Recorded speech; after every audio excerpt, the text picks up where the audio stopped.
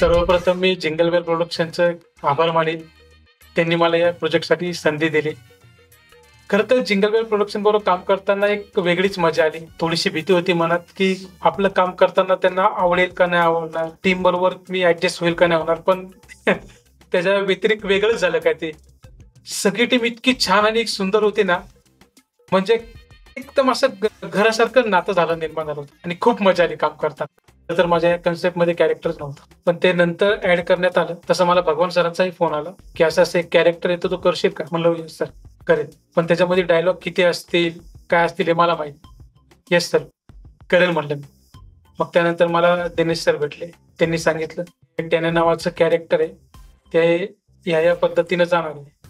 त्याला डायलॉग्स किती राहतील हे मी पण नाही सांगू शकत, पण तुझे एक्सप्रेशन मला अपेक्षित आहे, तू देऊ शकशील का ते? म्हणलं सर मी नक्कीच माझ्याकडनं प्रयत्न करेन. माझ्याकडनं जेवढं जास्त 100% करता येईल तेवढं मी करेन.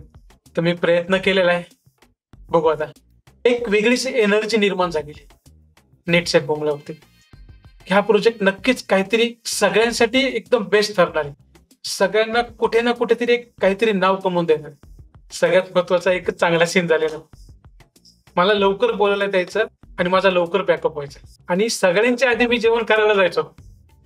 थोडंसं वाईट वाटायचं की सगळ्यांच्या आधी जेवण करतोय, कोणी मला बघितलं तर काय बोलेल, ओरडतील का माझ्यावर. पण तसं काहीच झालं नाही. सगळे उलट समजून घ्यायचे, भूक लागली ना जा जेवण कर. जिंगल बेल प्रोडक्शनच्या चॅनलला लाईक करा आणि सबस्क्राईब करा आणि सगळ्यांनी बोला नेट सेट बोला.